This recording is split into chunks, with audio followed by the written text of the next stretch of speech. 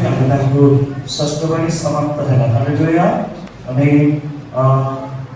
ପ୍ରଭୁଙ୍କୁ ଧନ୍ୟବାଦ ଦେବା ଯେ ପ୍ରଭୁଙ୍କ ଦାସ ଆଜି ଆମ ଉପସ୍ଥିତ ଆସନ୍ତୁ ଆମେ এই পরামর্শটি আমি পঠন করিবা।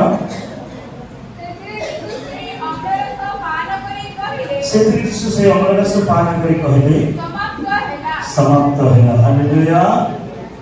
మన యోహాను సువార్త 19వ అధ్యాయము 30వ వచనంలో రాయబడిన మాట సమాప్తమైనది। ప్రభుజీ అందరి వాక్యం తీసి మనకు సహిత అవకాశకర కథార్థాన్ని ప్రభుత్వ రాస్తున్నారు। Praise the lord. Praise the lord.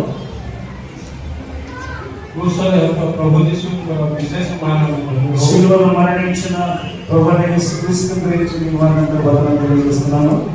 ବର୍ତ୍ତମାନ ସମୟ ବିଳମ୍ବରେ ଚାଲିଛି, మనం కొంచెం లేట్గా ఉన్నాం, ସେଥିପାଇଁ ଆମେ ଶୀଘ୍ର ଶୀଘ୍ର ଆଗକୁ ବଢ଼ିବା। మనం కొంచెం ముందుగా మనం వెళ్ళాలని ఆశపడుతున్నాం। ଆଜି ଦିନକୁ ఈ దినం ଫ୍ରାଇଡେ ବୋଲି କୁହାଯାଏ। గుడ్ ఫ్రైడే అని చెప్పబడతా ఉంది।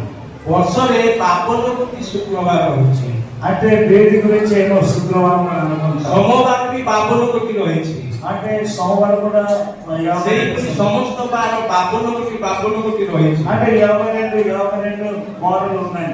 କିନ୍ତୁ కానీ ଆଜିର ଶୁକ୍ରବାରକୁ ఈ రోజు శుక్రవారము ଉତ୍ତମ ଶୁକ୍ରବାର ବୋଲି କୁହାଯାଏ। మంచి శుక్రవారం అని చెప్పబడతారు। ତାର ରହସ୍ୟ କଣ?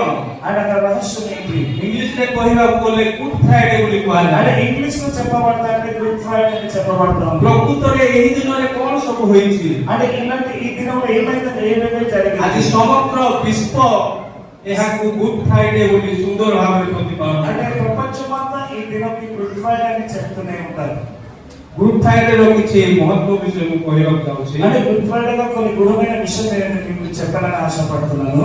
ହବା ଆଦମକୁ ଶୈତାନ ଯୋଉ ପାପରେ ପକେଇ ଦେଇଥିଲା, అంటే హోమానికి ఈ తప్పులైతే పడిసింది, ତାକୁ ଆଜି ଦିନରେ ପ୍ରଭୁ ଯୀଶୁ ସମାପ୍ତ କରିଛନ୍ତି। అంటే ఈ దినంలో దేవుడు సమాప్తి చేశారు।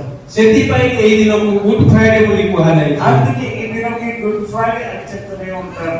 ପ୍ରଭୁ ଯୀଶୁ ଖ୍ରୀଷ୍ଟ ଆଜିର ଦିନରେ ప్రభువైన యేసు ప్రభు ఈ దినములో ଜଗତର ପରିତ୍ରାଣ କାର୍ଯ୍ୟ ସାଧନ କରିଛନ୍ତି। దేవుని యొక్క రక్షణ కార్యం ఆయన సమాప్తి చేశారు। ସେଥିପାଇଁ ଆଜି ଦିନକୁ ଗୁଡ୍ ଫ୍ରାଇଡେ ବୋଲି କୁହାଯାଇଛି। అందుకే ఈ దినకి గుడ్ ఫ్రైడే అని చెప్పబడతా ఉంది।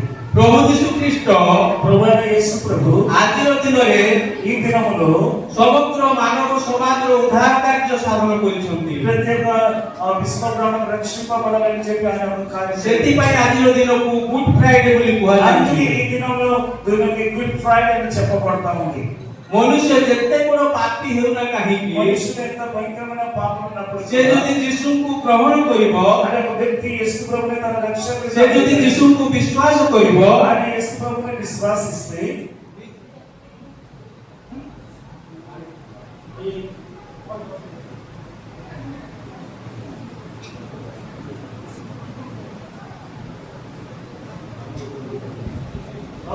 se luego practican.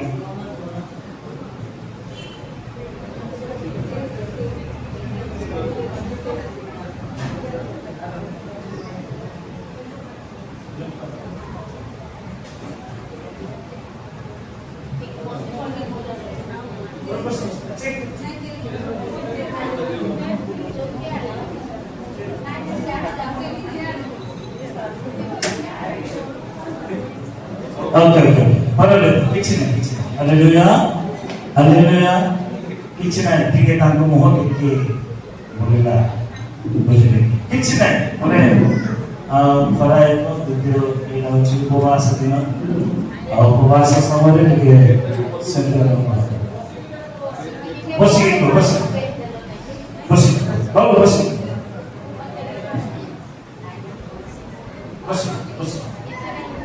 ଆଉ କାହିଁକି ଆଜି ଗୁଡ୍ ଫ୍ରାଇଡେ ବୋଲି କୁହାଯାଇଛି? అంటే ఈ దినం ఎందుకు గుడ్ ఫ్రైడే అని చెప్పబడుతుంది? ପ୍ରଭୁ ଯୀଶୁ ଖ୍ରୀଷ୍ଟ ప్రభువైన యేసుక్రీస్తు ଯନ୍ତ୍ରଣାରେ ଛଟପଟ ହୋଇ ମଧ୍ୟ ఆయన సిలువలో ఎంత కష్టపడినప్పుడు కూడా ଶତ୍ରୁକୁ କ୍ଷମା କରୁଛନ୍ତି। ఆయన ప్రభుని చేసినట్టు క్షమిస్తున్నారు। ସେଥିପାଇଁ ଆଜି ଦିନକୁ ଗୁଡ୍ ଫ୍ରାଇଡେ ବୋଲି ఈ କୁହାଯାଇଛି। దినం గుడ్ ఫ్రైడే అని చెప్తున్నారు। ବର୍ତ୍ତମାନ ସମୟ ଅଧିକ ହୋଇଛି, ఈ సమయం ఎక్కువై ఉన్నది। এই ଷଷ୍ଠ ବାଣୀ କଣ ଅଛି? ఇది ఏంటి షష్టమనేంటి समाप्त हेला సమర్థమైనది इंग्लिश रे कहबाकू बोले इट इज फिनिश्ड ఇంగ్లీష్ లో చెప్పబడుతుంది ఇట్ ఫినిష్డ్ यीशु ख्रीष्ट कालवरी क्रूसरे যন্ত্রণারে ছটপট হই అంటే ఈ ষষ্ঠ বাণীକୁ ପ୍ରକାଶ యేసు କରିଛନ୍ତି ప్రభు శిలువలో ఎంత కష్టపడి నిలబడుతూ ఈ మాటలు చెప్పారు ଯାହା ଜୋନ 19:30 ପଦରେ ଲେଖା ଯାଇଛି అంటే యోహాను సువార్త 19:30 వచనంలో రాయబడిన మాట ସେଥିରେ ଯୀଶୁ ସେଇ ଅମ୍ଳରସ ପାନ କରି କହିଲେ, ସମାପ୍ତ ହେଲା। ଆଉ ସେ ମସ୍ତକ ଅବନତ କରି ପ୍ରାଣତ୍ୟାଗ କଲେ।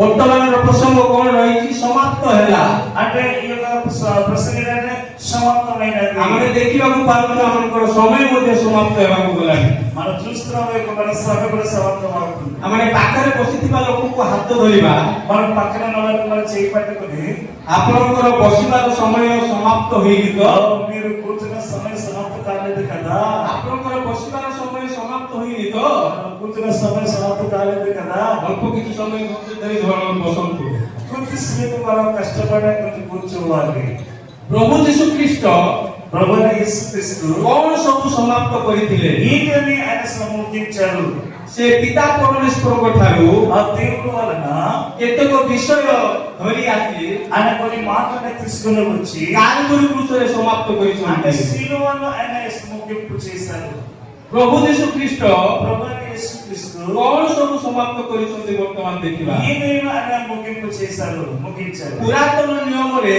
ఆ పాత నిబంధనలు କୁହାଯାଇଥିବା ଭାବବାଣୀ ସବୁକୁ ఆయన చెప్పబడుతున్న మాటలని ప్రవక్త ସେ ସମାପ୍ତ କରିଥିଲେ ఆ ప్రవచనాలు ఆయన ఏం చేశారంటే ముగింపు చేశారు ହବା ଆଦମକୁ ଯୋଉ ଶୈତାନ ପାପରେ ପକେଇ ଦେଇଥିଲା అవవాదమే ఈ పాపను తను ప్రడిశారు ସେତେବେଳେ ପରମେଶ୍ୱର କହିଥିଲେ ఆ ప్రభు అయిన యేసు ప్రభు చెప్పారు ఒక మాట ତୋର ମସ୍ତକକୁ ଆଘାତ କରାଯିବ నేను తల్లకి నేను కొట్టుతాను ସେହି చెదుకుంటాను ବାକ୍ୟକୁ ఆ మాటకి ସେହି ଭାବବାଣୀକୁ ఆ ప్రవచనకి ପ୍ରଭୁ ଯୀଶୁ କାଲବରୀ କ୍ରୁସରେ ସମାପ୍ତ అంటే କରିଛନ୍ତି యేసు ప్రభు తన శిలువలో తన ముగింపు చేశారు ସେ ପରିତ୍ରାଣ ବିଶିଷ୍ଟ ఆయన రక్షణకు ఆధారం ଏହି ବିଷୟ ମଧ୍ୟ ପୁରାତନ ନିୟମରେ ଲେଖା ହୋଇଛି ఇది పాత నిబంధనలో రాయబడిన మాట. ସେହି ବାକ୍ୟକୁ ଆଜି ଦିନରେ ପ୍ରଭୁ ଯୀଶୁ ସମାପ୍ତ କରିଛନ୍ତି ఆ మాటకి దేవుడు ఏం చేశారంటే ଯାହା ଆମେ ଦେଖିବା ଜିକରିୟ 9:9 ପଦରେ జిక్కలే గ్రంథము 9:9 వచనంలో రాయబడిన మాట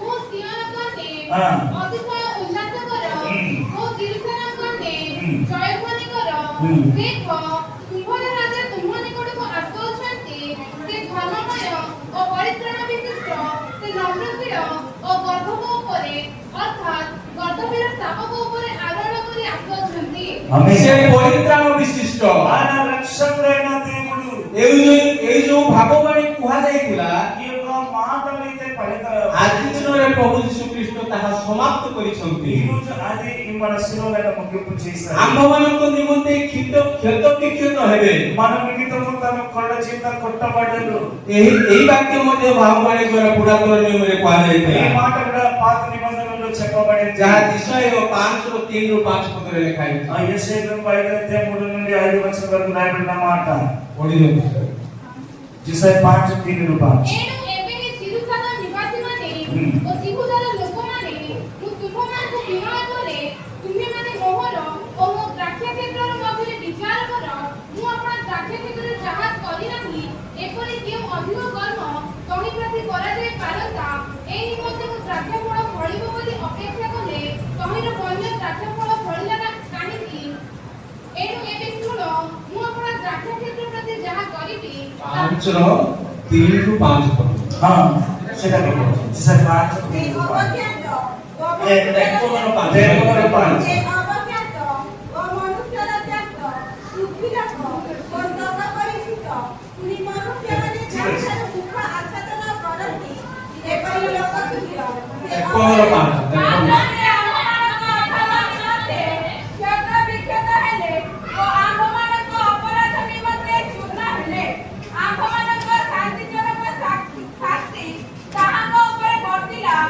ତାହାଙ୍କ ପ୍ରହରରେ ଆମ୍ଭେମାନେ ସୁସ୍ଥ ହେଲୁ এখানে এই প্রকার লেখা আছে ఇక్కడ రాయబడిన మాట ఏమనగా ଆମମାନଙ୍କ ନିମନ୍ତେ ସେ କ୍ଷତ ବିକ୍ଷତ ହେବେ। మన నిమిత్తము ఆయన నలుగుతాడు। ଏଟା କୋଉଠି ଲେଖା ହେଇଛି? ପୁରାତନ ନିୟମରେ ଲେଖା ఇది ହେଇଛି। పాత నిబంధనలో ଏହି ବାକ୍ୟକୁ ଆଜି ଯୀଶୁ ଖ୍ରୀଷ୍ଟ ସମାପ୍ତ అంటే କରୁଛନ୍ତି। ఈ యొక్క వాక్యము ఈ రోజు యేసు ప్రభు ଏଟା ଭାବବାଣୀରେ କୁହାଯାଇଥିଲା। ఈయన ప్రవచనం చేసి ସେଇ ବାକ୍ୟକୁ ଆଜି କାଲବରୀ କ୍ରୁଶରେ ପ୍ରଭୁ ଯୀଶୁ ସମାପ୍ତ అని କରିଛନ୍ତି।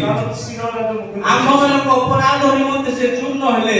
మన నిమిత్తము ఆయన నలగొట్టబడ్డారు। ଏହି ବାକ୍ୟ ପୁରାତନ ନିୟମରେ କୁହାଯାଇଥିଲା। ఇది పాత నిబంధనలో చెప్పబడిన మాట। ଏହି ବାକ୍ୟକୁ ମଧ୍ୟ ସେ କାଲବରୀ କ୍ରୁଶରେ ଆଜି ସମାପ୍ତ କରିଛନ୍ତି। ఈ మాట కలువరి శిలువలో తన ముగింపు చేస్తాడు। ଆମମାନଙ୍କ ଶାନ୍ତିଜନକ ଶାସ୍ତି ତାହାଙ୍କ ଉପରେ ବର୍ତ୍ତିବ। సమాధానమైన శిక్ష ఆయన మీద ଏହି పడి ବାକ୍ୟ ମଧ୍ୟ ପୁରାତନ ନିୟମରେ କୁହାଯାଇଥିଲା। ఇది పాత నిబంధనలో ସେଇ చెప్పబడిన ବାକ୍ୟକୁ ଆଜି ପ୍ରଭୁ ଯୀଶୁ ସମାପ୍ତ କରିଛନ୍ତି। ఆ మాటకి దేవుడు తన శిలువలో ଆମମାନଙ୍କର ସୁସ୍ଥତା ସକାଶେ ସେ ପ୍ରହାରିତ ହେବେ।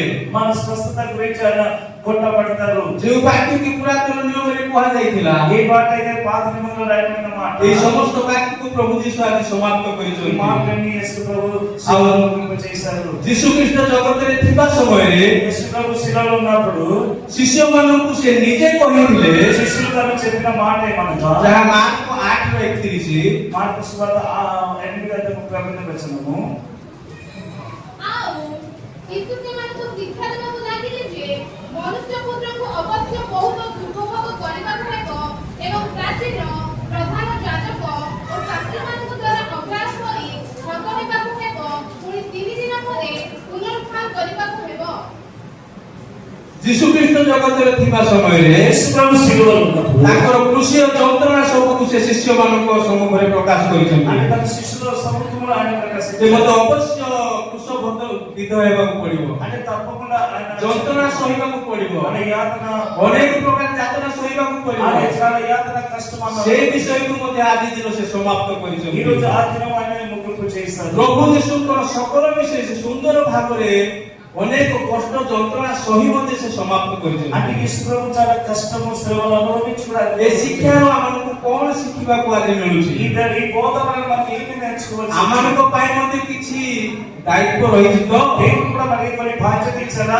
ଆମମାନଙ୍କର ଜୀବନରୁ ଆଜି କଣ ସମାପ୍ତ କରିବାକୁ ପଡିବ? మన జీవనం ఏమి ముగింపు మనం చేయగలుగుతాం? ଆମେ ସମସ୍ତ ବିଷୟ ପ୍ରାୟ ଜାଣି ସାରିଲୁଣି, మన ప్రతి మాట మనకు తెలుస్తున్నది। କିନ୍ତୁ ଆମମାନଙ୍କର ଜୀବନରେ ଯାହା କିଛି ସମାପ୍ତ କରିବାକୁ ପଡିବ మన జీవితంలో ఏదైతే ముగింపు చేయాలని ఉంది ତାହା ବର୍ତ୍ତମାନ ପର୍ଯ୍ୟନ୍ତ ବାକି ରହିଛି।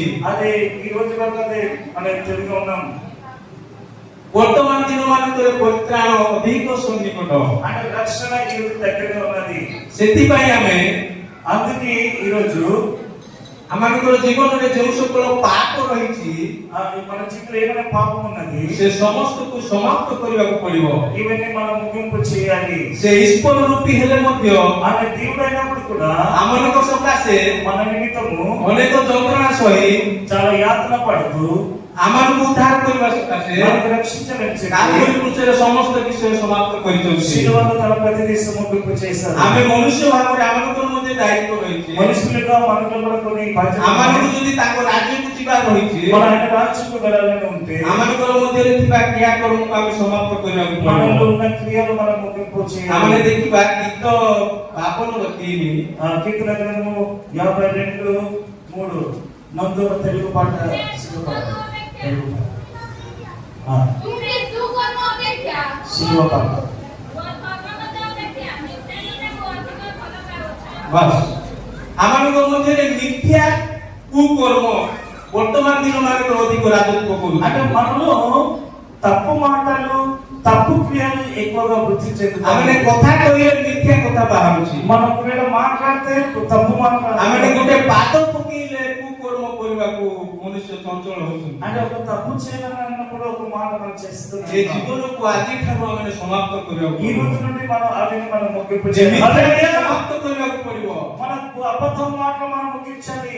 ଏ କୁକର୍ମକୁ ଆମ ଜୀବନରୁ ସମାପ୍ତ କରିବାକୁ మన ପଡିବ। తప్పు క్రియలు మన జీవితంలో మనం ତାହେଲେ ముగించాలి। ପ୍ରଭୁ ଯୀଶୁଙ୍କର ଏଇ ମରଣ ସାର୍ଥକ ହେଇପାରିବ। అప్పుడు దేవుని యొక్క క్రియ మనలో సార్థక కాగలుగుతుంది। ବର୍ତ୍ତମାନ ମନୁଷ୍ୟମାନଙ୍କ ମଧ୍ୟରେ ଲୋଭ ରାଜତ୍ୱ କରି ରଖିଛି। అంటే ప్రతి ఒక్క మనుషుల జీవితంలో లోభం అనేది పూర్తిగా ఎఫెసీయుల సంపూర్ణ 5:3 ఎఫెసీయుల గ్రంథము 5:3 କିନ୍ତୁ କେହିଙ୍କର ସମସ୍ତ ପ୍ରକାର ଅଶୁଚିତା କିମ୍ବା ଲୋଭ ଏହି ସବୁ ନାମରେ ସୁଦ୍ଧା ତୁମ୍ଭମାନଙ୍କ ମଧ୍ୟରେ ସ୍ଥାନ ନ ପାଉ, କାହା ସାଧୁମାନଙ୍କ ଏଠାରେ ଲେଖା ହେଇଛି ఇక్కడ రాయబడిన మాట ଲୋଭ ମନୁଷ୍ୟମାନଙ୍କ ମଧ୍ୟରେ ଦେଖାଯାଏ। అంటే లోభం అనేది మనుషుల మధ్య ଯଦି ତ ଆମମାନଙ୍କର ଜୀବନରେ ଲୋଭ ରହିଛି, ఒకవేళ మన స్థితిలో లోభం ఉన్నప్పుడు ଆମେ କୌଣସି ବସ୍ତୁକୁ କିମ୍ବା କୌଣସି ଜିନିଷକୁ ଲୋଭ କରିଥାଉ, కొన్ని వస్తువుకి మనం లోభం చేసినప్పుడు ଆଜିର ଦିନରେ ସେ ଲୋଭକୁ ସମାପ୍ତ କରିବାକୁ ఈ ପଡିବ। రోజు దినంలో మనం ఈ లోభముని ତାହେଲେ ଯାଇ ପ୍ରଭୁ ଯୀଶୁଙ୍କର ମରଣ ସାର୍ଥକ ହବ। అప్పుడు దేవుని యొక్క మరణం మన జీవిత సార్థకం అవుతుంది। ମନୁଷ୍ୟମାନଙ୍କ ମଧ୍ୟରେ ଦେଖାଯାଉଥିବା ଗର୍ବ ଏବଂ ଅହଙ୍କାରକୁ ମଧ୍ୟ ଆମେ ସମାପ୍ତ କରିବାକୁ ପଡିବ। మనుషుల జీవితంలో చుట్టూ కనబడుతున్న గర్వము అహంభావం కూడా అది ముగిపోవాలి। ମନୁଷ୍ୟ ଭାବରେ ଆମଙ୍କର ଗର୍ବ ଓ ଅହଙ୍କାର ଅନେକ ସମୟରେ ଦେଖାଯାଇଥାଏ। మనుషుల రీతిగా గర్వము ଗୀତ ସଂହିତା 101ର 5ର ଖ కీర్తనలో 105వ కానిస్తుంది। ଯାହାର ଅହଙ୍କାର ଦୃଷ୍ଟି ଓ ଗର୍ବି ଅନ୍ତକରଣ ମୁଁ ତାହାକୁ ସହିବି ନାହିଁ। ଦେଖନ୍ତୁ ଆମମାନଙ୍କର ମଧ୍ୟରେ ଥିବା ଗର୍ବକୁ ଆମେ ସମାପ୍ତ କରିବାକୁ అంటే ପଡିବ। మనలో ఉన్న గర్వము అహంభావం మనం ముగించాలి। ଯେଉଁ ଅହଙ୍କାର ଦ୍ୱାରା ମନୁଷ୍ୟ ନଷ୍ଟ ହୋଇଯାନ୍ତି, ఈ అహంభావం వలన మనిషి నష్టమైపోతున్నారు। ଗର୍ବ ଦ୍ୱାରା ମନୁଷ୍ୟମାନେ ନଷ୍ଟ ହୋଇଯାନ୍ତି, గర్వం వలన మనిషి నష్టమైపోతున్నారు। ତାକୁ ଆଜି ଦିନଠାରୁ ସମାପ୍ତ କରିବାକୁ ପଡିବ। ఇవన్నీ మనము ఈ మనలో నుండి మనం ତାହେଲେ తీసేయాలి। ପ୍ରଭୁ ଯୀଶୁଙ୍କର ମରଣ ସାର୍ଥକ ହୋଇପାରିବ। అప్పుడు దేవుని యొక్క మరణం మనలో సార్థకం అవుతుంది। ଆମର ଜୀବନରେ ଦେଖାଯାଉଥିବା ଆତ୍ମ ପଡ଼ିବା, ଧାର୍ମିକତାକୁ ମଧ୍ୟ ଆମେ ସମାପ୍ତ କରିବାକୁ ପଡିବ। ఆత్మ ధార్మికత మనల్ని పోవాలి। ଲୁକ 18:9-14 ଲେଖା ହେଇଛି। లూక సువార్త 8:18 ସମସ୍ତେ ଜାଣିବା କଥା। ఆ మాట మనకు తెలుసు। ଫାରୁସୀ କରଗ୍ରାହୀ, ఫారుసీ కరగ్రహి ଫାରୁସୀ ସମସ୍ତ ବିଷୟ କରିଛି ବୋଲି ସେ ଗର୍ବ ଭାବରେ ସେ ఫారుసీ అనుకున్నాను చేశానని అనుకుంటున్నాడు। ସେ ତାର ଆତ୍ମଧାର୍ମିକତାକୁ ପ୍ରକାଶ କରିଥିଲା। ఆయన ఆత్మ స్వార్థము తను ప్రదర్శించాడు। ମାତ୍ର କରଗ୍ରାହୀ కానీ సుక్కని ସେ ତାର ଆତ୍ମ ପଡ଼ିବାକୁ ଦେଖେଇ ନାହିଁ, తను చేసిన పనులు తను చూపించుకోలేదు। ତାର ଆତ୍ମ ଧାର୍ମିକତାକୁ ସେ ଦେଖେଇ ନାହିଁ, తన ఆత్మతమే ଯଦ୍ୱାରା ସେ ପ୍ରଭୁଙ୍କ ଦ୍ୱାରା ଗ୍ରହଣ କରାଯାଏ। తన ఈ దేవుడు వలన గ్రహించాడు। ସେଥିପାଇଁ ଆମମାନଙ୍କ ଜୀବନରେ ଥିବା ଆତ୍ମ ପଡ଼ିବା, ଆତ୍ମ ଧାର୍ମିକତାକୁ ଆମେ ସମାପ୍ତ କରିବାକୁ అందుకే ପଡ଼ିବ। మన జీవితంలో ఆత్మ గర్వం అన్ని మనల్ని ముగింపబడదు గాక। ମନୁଷ୍ୟମାନଙ୍କ ମଧ୍ୟରେ ଦେଖାଯାଉଥିବା మనుషుల జీవితంలో కనబడుతున్న ବ୍ୟభిଚାର ପାପକୁ ସମାପ୍ତ କରିବାକୁ ପଡ଼ିବ। వ్యభిచారం పాపం కూడా మనలో ముగింపబడును గాక। ବର୍ତ୍ତମାନ ଦିନମାନଙ୍କରେ ଆମେ ଦେଖିପାରିବା మన ఈ రోజుల్లో ଅନେକଙ୍କ ମଧ୍ୟରେ ବ୍ୟଭିଚାର ପାପ ଦେଖାଯାଉଛି। అంటే చాలా మంది జీవితంలో వ్యభిచార పాపాన్ని ପ୍ରକାଶିତ కనబడుతుంది। 2:21 ప్రకటన గ్రంథము 2:21 ତାହାକୁ ମନ ପରିବର୍ତ୍ତନ ଆମ୍ଭେ ତାହାକୁ ମନ ପରିବର୍ତ୍ତନ କରିବାକୁ ସମୟ ଦେଲେନି। ସେ ଆପଣା ବେଶ୍ୟାବୃତ୍ତିକୁ ମନ ପରିବର୍ତ୍ତନ କରିବାକୁ ଇଚ୍ଛୁକ ହେଉନାହିଁ। ଦେଖନ୍ତୁ ఇక్కడ చూడండి, ଏଟା ଲେଖା ହେଇଛି ବ୍ୟଭିଚାର କର୍ମକୁ ପରିତ୍ୟାଗ କରିବାକୁ అంటే ପଡ଼ିବ। వ్యభిచార కర్మము త్యాగం చేయాలి। ప్రకటన ଯଦି ତ ଆମ ନିଜ ଜୀବନରେ ବ୍ୟଭିଚାର କାର୍ଯ୍ୟ ରହିଛି, ఒకవేళ మనలో ఏమైనా వ్యభిచారం పని ఉంటే ଆମେ ସମାପ୍ତ କରିବାକୁ ପଡ଼ିବ। అది మనలో ముగింపబడాలి। ତାହେଲେ ପ୍ରଭୁ ଯୀଶୁଙ୍କର ମରଣ ସାର୍ଥକ ହୋଇପାରିବ। అప్పుడు దేవుని యొక్క మరణం మనలో సార్థకం అవుతుంది। ମନୁଷ୍ୟମାନଙ୍କ ମଧ୍ୟରେ ଦେଖାଯାଉଥିବା మనుషుల జీవితంలో కనబడుతున్న ଅପ୍ରେମକୁ ସମାପ୍ତ କରିବାକୁ ପଡ଼ିବ। ప్రీతి అనగా ప్రేమ లేని స్థితికి ପରସ୍ପର ମଧ୍ୟରେ ପ୍ରେମ ନାହିଁ, ఒకరికొకరు ప్రేమ లేకపోతే ତାହାକୁ ମଧ୍ୟ ଆମମାନଙ୍କର ଜୀବନରୁ ସମାପ୍ତ କରିବାକୁ అది ପଡ଼ିବ। మనలో కూడా అవన్నీ ముగింపు చేయాలి। ରୋମିଓ 13:8 రోమి రాసిన పత్రిక 13:8 వచనం। రోమి ପରସ୍ପରକୁ 13:8 ପ୍ରେମ କରିବା ପିଲା ହଁ। ଆଉ କାହିଁରେ କାହାରି ଇଚ୍ଛାରେ ଋଣୀ ହୁଅ ନାହିଁ। କାରଣ ଯିଏ ପରକୁ ପ୍ରେମ କରେ ସେ ବ୍ୟବସ୍ଥା ସଫଳ କରିଅଛି। ఆమేన్। କାରଣ ବ୍ୟଭିଚାର କର ନାହିଁ, ନରହତ୍ୟା କର ନାହିଁ, సత్య ଚୋରି సత్య ଯେଉଁ ଅପ୍ରେମ ଆଜିକାଲି ଦେଖାଯାଉଛି, ఆ ప్రీతి అన్నది కనబడుతుంది। ପରସ୍ପର ମଧ୍ୟରେ ପ୍ରେମ ନାହିଁ, అంటే ఒకరికి ప్రేమ లేకుండా ఉండాలి। ବାପା ମା ମଧ୍ୟରେ ପ୍ରେମ ନାହିଁ, బాబా తల్లిదండ్రుల మధ్య ప్రేమ లేదు। ଭାଇ ଭଉଣୀ ମଧ୍ୟରେ ପ୍ରେମ ନାହିଁ, అంటే తమ్ముడు అధ్యక్షుడికి ప్రేమ లేదు। ସ୍ୱାମୀ ସ୍ତ୍ରୀ ମଧ୍ୟରେ ପ୍ରେମ ନାହିଁ, భార్యాభర్తల మధ్య ప్రేమ లేదు। ଓଡ଼ିଶା ଓଡ଼ିଶା ମଧ୍ୟରେ ପ୍ରେମ ନାହିଁ, ఇరుగు పొరుగు మధ్య ప్రేమ లేదు। ଚର୍ଚ୍ଚକୁ ସମସ୍ତେ ଆସିଛୁ ମଧ୍ୟ ପରସ୍ପର ପ୍ରେମ ନାହିଁ। అంటే మందిరం చర్చకు వస్తామని ఒకరికి ప్రేమ లేదు। ସେ ସବୁକୁ ସମାପ୍ତ କରିବାକୁ ପଡ଼ିବ। ఇవన్నిటికి మనం ముగించాలి। ଆଉ ଗୋଟେ ଦେଖିବା, ఇంకోటి రాష్ట్ర ମନୁଷ୍ୟମାନଙ୍କ ମଧ୍ୟରେ మనుషుల మధ్య ବର୍ତ୍ତମାନ ଦିନ ସମୟ ମାନଙ୍କରେ ఈ రోజులో ଈଶ୍ୱର ଭୟବିହୀନ ଜୀବନ అంటే ଦେଖାଯାଉଛି। దేవుడికి భయపడకుండా ఉన్నారు। ଏଠା ମୁଖ୍ୟ ସମସ୍ୟା ଦେଖାଯାଉଛି ବର୍ତ୍ତମାନ ମନୁଷ୍ୟମାନଙ୍କ ମଧ୍ୟରେ। ఇక్కడ ముఖ్యమైన సమస్యలు ఇక్కడ ଯଦି కనబడుతుంది। ତ ଆମମାନଙ୍କର ଜୀବନରେ ଈଶ୍ୱର ଭୟ ଜୀବନ ରହିଛି, ఒకవేళ మన దేవుడి మీద భయం ఉంటే ତାକୁ ଆଜି ସମାପ୍ତ କରିବାକୁ ପଡ଼ିବ। ఈ రోజు మనం అది ముగించాలి। హల్లెలూయా। ତାକୁ ଆଜି ସମାପ୍ତ କରିବାକୁ ପଡ଼ିବ। అది మనం ముగించాలి। ଯଦି ଆମମାନଙ୍କର ଜୀବନରେ ଈଶ୍ୱର ଭୟ ନାହିଁ, దేవుడి మీద మనకి ଯଦି ଭୟ లేకపోతే ତାକୁ ଆଜି ସମାପ୍ତ କରିବାକୁ ପଡିବ। మనం ముగించాలి। ଯଦି ଈଶ୍ୱର ଭୟ ଅଛି ఒకవేళ దేవుని మీద భయం ఉంటే ଆମେ ତାଙ୍କର ବାକ୍ୟକୁ ଆମେ ପାଳନ କରିବା ପାଇଁ ଯତ୍ନ କରିବା। వాక్యము మనం నేర్చుకుంటే మనం కొనసాగుతాం। ପ୍ରଭୁ ଯୀଶୁଙ୍କୁ ଦିଆଯାଇଥିବା ସମସ୍ତ ଦାୟିତ୍ୱ దేవునికి ఇచ్చిన ప్రతి బాధ్యత ସେ ସୁନ୍ଦର ଭାବରେ କେତେ ଯନ୍ତ୍ରଣା ସହିଲେ ମଧ୍ୟ ସେ ସମାପ୍ତ అంత କରିଥିଲେ। ఎంత యాతన పడి కూడా తను ముగించాడు। హల్లెలూయా। ସେହି ବାକ୍ୟରୁ ଆମକୁ ଏହି ଶିକ୍ଷା ମିଳୁଛି ఈరోజు ఈ వాక్యం వలన దేవుడు మనకు నేర్పించాడు। ଆମମାନେ ମଧ୍ୟ କିଛି ବିଷୟ ଆମଙ୍କର ଜୀବନରୁ ସମାପ୍ତ କରିବାକୁ అంటే ପଡ଼ିବ। ఇవన్నీ మన జీవితంలో కూడా మనం చేయాలి। ତାହେଲେ ଯେ ଆମେ ପ୍ରଭୁଙ୍କ ରାଜ୍ୟକୁ ଯାଇପାରିବା। అలాగైనప్పుడు మన దేవుని రాజ్యం మనం కలిగాలి। ଯଦି ଆମମାନଙ୍କ ମଧ୍ୟରେ ଲୋଭ ଥିବ, ఒకవేళ మనలో లోపం ఉంటే, ମିଥ୍ୟା କର୍ମ ଥିବ, అబద్ధం ఉంటే, ଗର୍ବ ଥିବ, గర్వం ఉంటే, ଅହଙ୍କାର ଥିବ, అహంభావన ఉంటే, ଆତ୍ମବଡ଼ିମା ଥିବ, ఆత్మ పడిమ ఉంటే, ବ୍ୟଭିଚାର ଥିବ, వ్యభిచారం ఉంటే, ଅପ୍ରେମ ଥିବ, అప్రీతి ఉంటే, ଈଶ୍ୱର ଭୟ ଜୀବନ ଥିବ, దేవుని భయం కూడా లేకుండా ఉంటే, ତାହେଲେ ଆମେ ପ୍ରଭୁଙ୍କ ପାଇଁ ଗ୍ରହଣ ଯୋଗ୍ୟ మన ହୋଇପାରିବାନି। దేవుడి గురించి మనకు తెలుసు। ସେଥିପାଇଁ ଆଜିର ଦିନରେ ଏହି କଥା ମୁଁ କହିବା ପାଇଁ ଚାହେଁ। ఈరోజు ఈ మాట మీకు చెప్పాలని ఆశ। ଆମେ ନିଜ ନିଜକୁ ସମୀକ୍ଷା କରିବା। మనకు మనము ଯଦି ଏହି ସମସ୍ତ ବିଷୟ ଆମମାନଙ୍କର ଜୀବନରେ ରହିଛି ఇవన్నీ మన జీవితంలో ఉంటే, ତାକୁ ଆଜିଠାରୁ ସମାପ୍ତ କରିବା। ఈ రోజు అవన్నీ మనం ଆଜିଠାରୁ ସମାପ୍ତ କରିବା। ఈ రోజు మనం ముగించాలి। ସେ କୃଷରେ ଚଢା ଯାଇଥିବା ଚୋରଙ୍କ ମଧ୍ୟରୁ ଜଣେ ఆ శిలలో ఎక్కబడిన దొంగల మధ్య అప్పుడు ସେ ନିଜର ପାପକୁ ସେ ମାନିଲା। తన పాప తను ఒప్పుకున్నాడు। ସେ କହିଲା, ପ୍ରଭୁ ଯୀଶୁ ప్రభువా, ତୁମେ ପ୍ରକୃତରେ ସତ୍ୟ ଈଶ୍ୱର, మీరు నిజమైన దేవుడు। ସେଥିପାଇଁ ତୁମ ରାଜ୍ୟ କଲେ ମୋତେ ସ୍ମରଣ କର। రాజ్యం వెళ్ళినప్పుడు నన్ను జ్ఞాపకం ଯଦ୍ୱାରା ସେ ଗୃହୀତ ହୋଇଥିଲା। రాజుగా ఆయన గ్రహించబడ్డాడు। ଠିକ ସେହି ପ୍ରକାର ఈ రోజు మనము కూడా ପ୍ରଭୁ ଯୀଶୁ ଲୋଭକୁ ମୋ ଠାରୁ ଆଜିଠାରୁ ସମାପ୍ତ କରୁଛି, ఆయన లోపం పూర్తిగా ଗର୍ବକୁ ଆଜିଠାରୁ ସମାପ୍ତ କରୁଛି, ఆయన గొడవని లోపం చేశారు। ଅହଙ୍କାରକୁ ମୋ ଠାରୁ ସମାପ୍ତ କରୁଛି। భావన కూడా ఆయన నుండి ମୋତେ ଗ୍ରହଣ କରି ବୋଲି କହିବା ఆయన నాకు గ్రహించమని చెప్పాడు। ଯଦ୍ୱାରା ପ୍ରଭୁ ଯୀଶୁ ଆମମାନଙ୍କୁ ଗ୍ରହଣ କରିବେ, దేవుడు ତାଙ୍କ ରାଜ୍ୟକୁ గ్రహించి ନେବେ। తన రాజ్యాన్ని మనకు ପ୍ରଭୁ ଯୀଶୁ ଏହି ସମସ୍ତ ବାକ୍ୟରେ ଆଶୀର୍ବାଦ କରନ୍ତୁ। దేవుడు ఇచ్చిన వాక్యం దేవుడికి ఆశీర్వాదం. హల్లెలూయా, హల్లెలూయా. దేవుడికి స్తోత్రం. క్రైస్తవ ముహబుల్ల పక్కన బలై. హల్లెలూయా. దేవుడికి స్తోత్రం. ప్రభు తాకు